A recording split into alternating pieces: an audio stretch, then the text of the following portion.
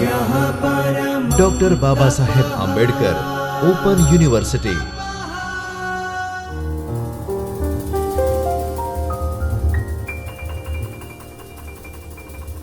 Hello my dear students. I, Assistant Professor Nilesh Bokhani, welcome you from Chaitanya Studio Dr. Babasaheb Ambedkar Open University. You are watching Software Engineering Lecture Series. So today you are going to learn about software process model in which we are going to take the topic which is incremental model. You can see the agenda. What is an incremental model? Then we will see importance and characteristics of the incremental model. Then we will go for types of incremental model. Then we will see when is an incremental model used. Then we will go for phases of incremental model. Then we will see some of the advantages and disadvantages of incremental model.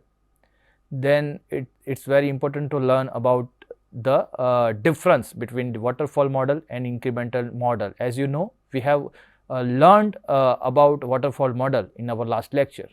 So in this lecture we will see some of the differences between these two models. Okay, let's start with the topic, which is what is an incremental model.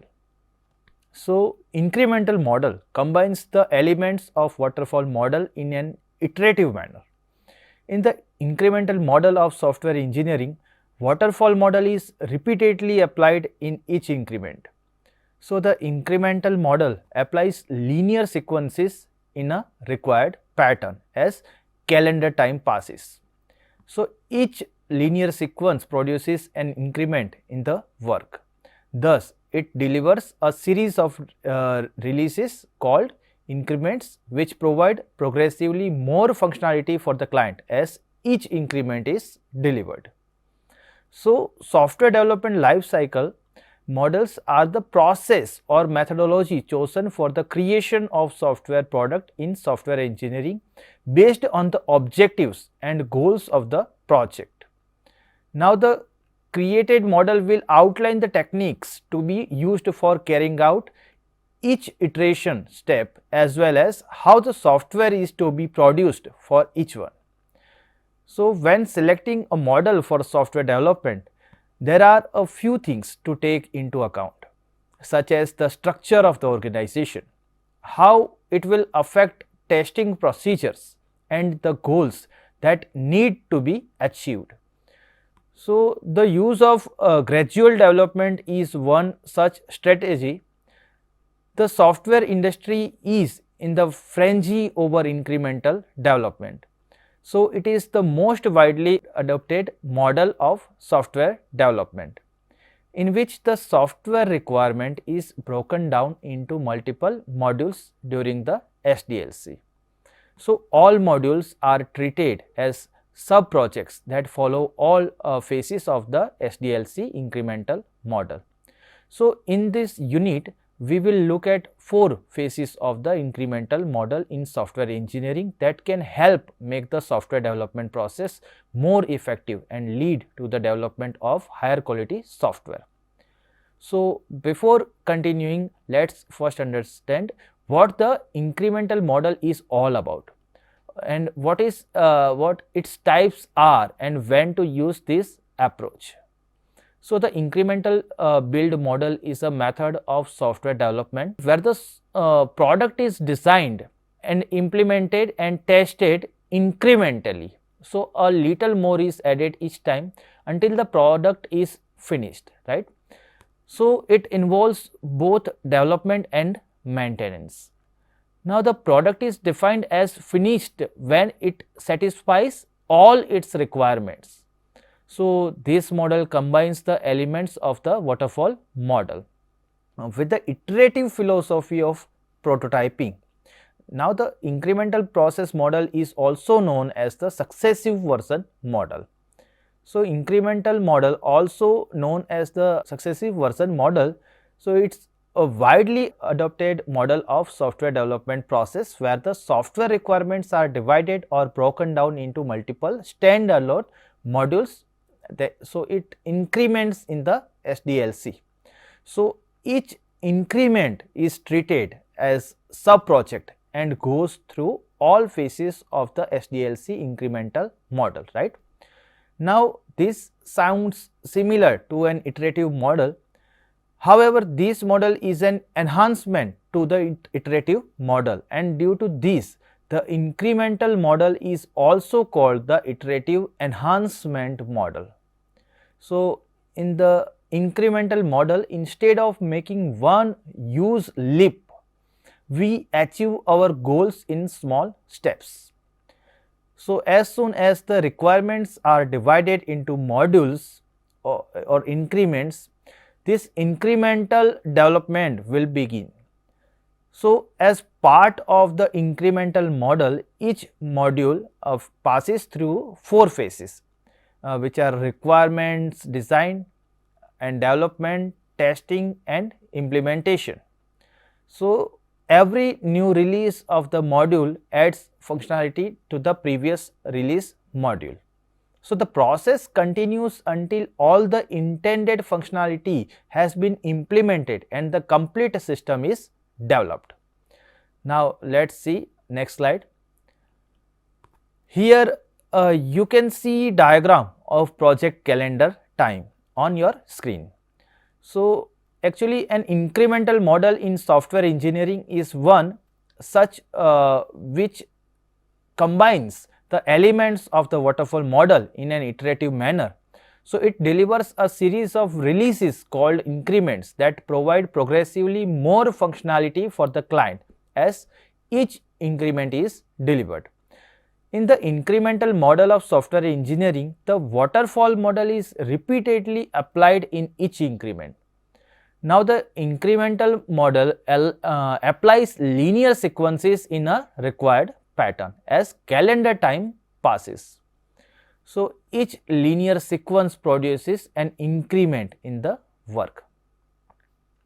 As from the diagram, you can see that there are 5 phases which are carried out in each increment. So, the first increment is often a core product where the necessary requirements are addressed and the extra features are added in the next increments. Now, the core product is used and evaluated by the client. So, once the customer assesses the core product, there is planned development for the next increment.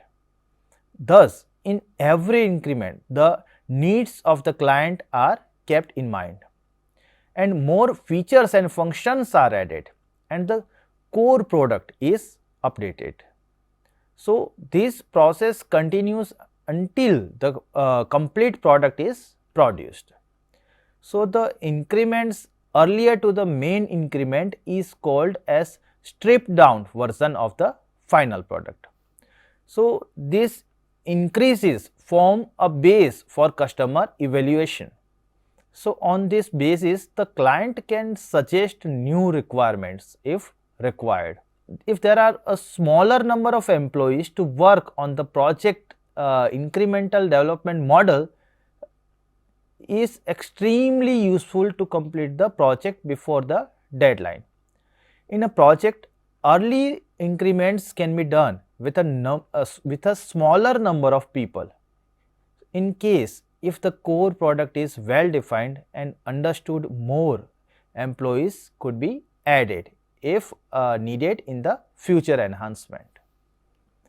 In the next slide, you can see importance and characteristics of the incremental model. So, let us start. Actually, the main importance of the incremental model is that it divides the software development into sub-modules and each sub-module is developed by following the software development cycle process, means SDLC, like analysis, design, code and test. So, by doing this model makes sure that we are not missing any objective that is expected from the end of the software, even though how minor objective it can be. Thus, we are achieving 100% objective of the software with this model. Also, since we are testing aggressively. After each stage, we are making sure of the end software is defect free, and also each stage is compatible with previously developed and future developing stages. Now let's look into few of the characteristics of the incremental model and why is such popular. So we will start with first one. Actually, the software to be developed will be broken into many stages, and hence there will many mini sub projects for the software. Then the partial systems that will be developed will be combined to get the complete objective of the software. Now the priority will be assigned to each of the stages or requirements, and highest requirement of the software will be tackled first.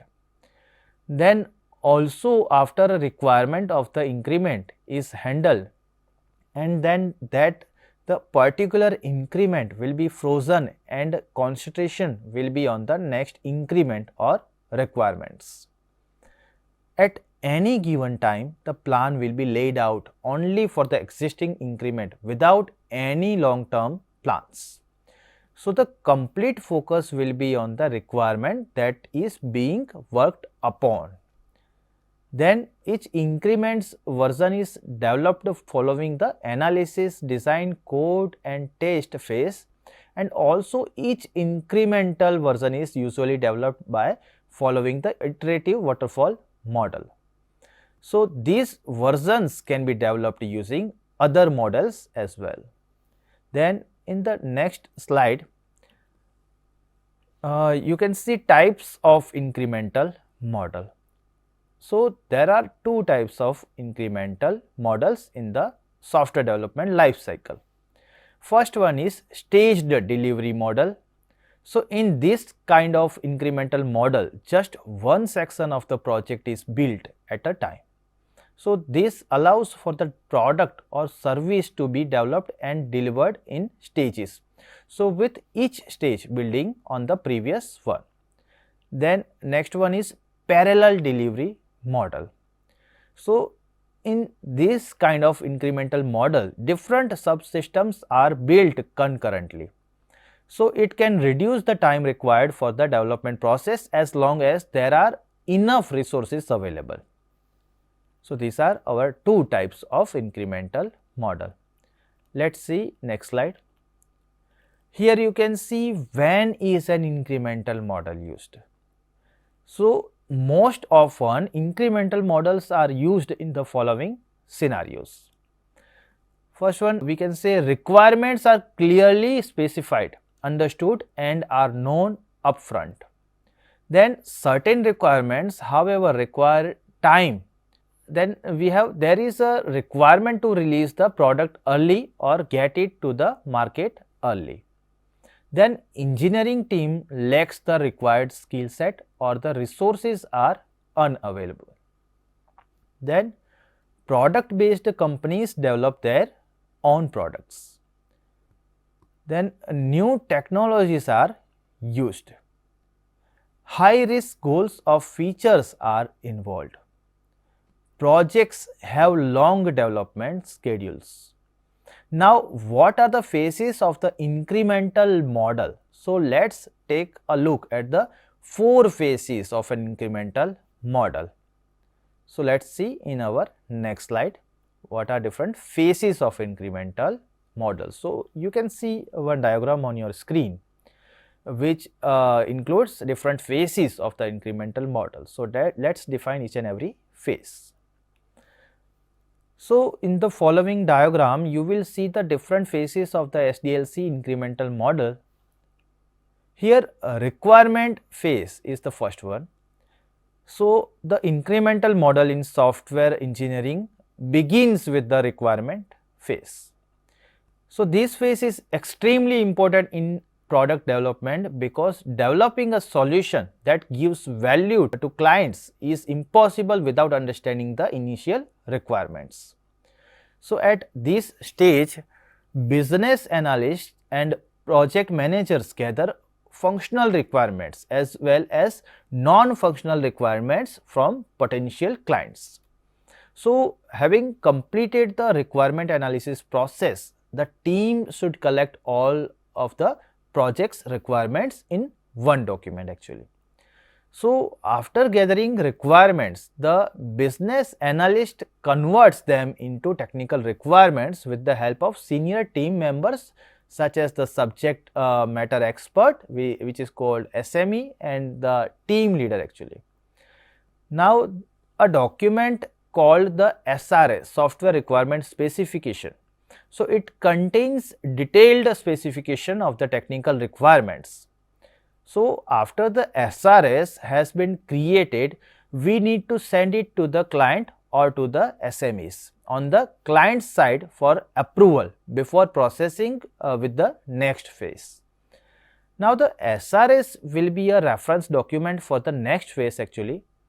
Now, let us discuss about second phase, which is design and development phase. Here, during this phase, the product architect develops an optimized product architecture by using the SRS document. So, the product architect creates a rough design, working models, specifies how the software works, then how the new design looks like, then how the control flows from one screen to another, etc. So, based on the requirements provided by the SRS, we will do it. So, when they are done creating the product architecture, they will save it in a DDS, which is called Design Document Specification. So, diagrams like Entity Relationship Diagram ERD and Data Flow Diagram DFD may be included in it. So, once approved by the all stakeholders, the DDS document can be implemented. So, eventually overall system architecture is designed by defining each module's functionality or capability and its interaction with other modules or cross systems. So, next we can say developers begin development by following coding standards and established by the organizations. Now, code is developed from scratch according to the requirements in an SRS. So, as well as the design specifications in DDS also. So, developing clean and efficient code can have a significant impact on the performance of the software. So, programmers must write code in an organized and detailed manner. As well, the language used to write the software code can vary depending on the type of software being created. So, its objectives and its environment of the use actually. So, upon completion of coding, developers use the programming tools to compile and debug the new code to ensure that it works properly. Now, let us discuss about our third phase, which is testing phase. So, in this phase, once the code is written, it is tested to determine whether it works as expected. Now, prior to handing over code to the testing team, the developer performs initial testing such as unit testing and or application integration testing. So, if all goes well, then the code is moved to the testing environment.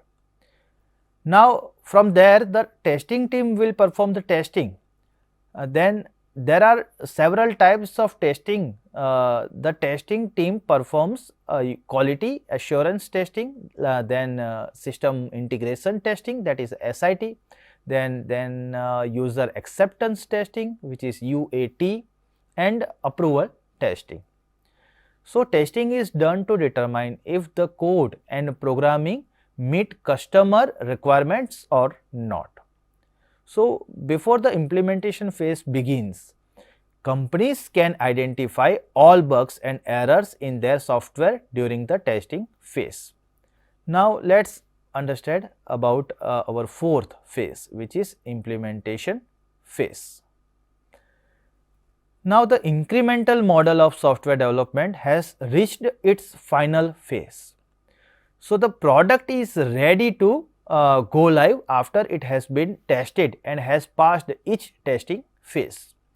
Now the product is therefore ready to be used in a real world environment by end users. After the software is fully tested and is free of errors and defects, the client reviews the test results and approves the deployment. Now upon product deployment, the new functionality becomes available to the current end users of the system. So in some cases, product deployment may be divided into several phases based on the company's business strategy. So a user acceptance test is one of the ways companies seek feedback from the intended users. So thus the software can be tested in a pre-production environment before a real world production, thereby leading to better results. So let's see our next slide. So the title is Advantages of the Incremental Model. So let's see some of the advantages. First advantages that you can see on your screen is, since the object will be divided into incremental stages, it will be made sure that 100% requirements are achieved and 100% objective of the software. Since there is testing at each incremental phase, there will be multiple testing for the software, and more the testing, better the result and fewer defects. Now by adopting this approach, we can lower the initial delivery cost. Then this model is flexible and incurs less cost when there is a change in the requirement or the scope. Then the user or the customer can provide feedback on each stage, so work effort will be valued and sudden changes in the requirement can be prevented. Then compared to other model, this model is tend to be cheaper on the pockets of the user. By following these models, errors can be identified quite easily. So we have seen some of the advantages of incremental model. Now let's see some of the drawbacks or disadvantages on our next slide. So the incremental model also has disadvantages. We can see, like this model requires meticulous planning and designing. Then in order to break it down and build it incrementally, it needs a complete and clear definition of the whole system actually. So if the requirement is not comprehended at the beginning, the whole process of the incrementing will be shattered.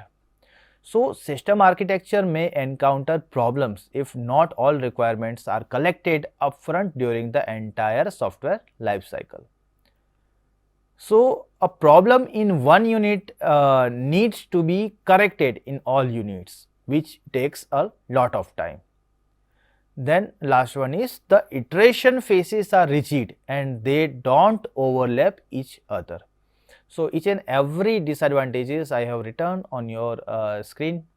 So you can remember each and every advantages and disadvantages of incremental model. So it's very important question for your exam.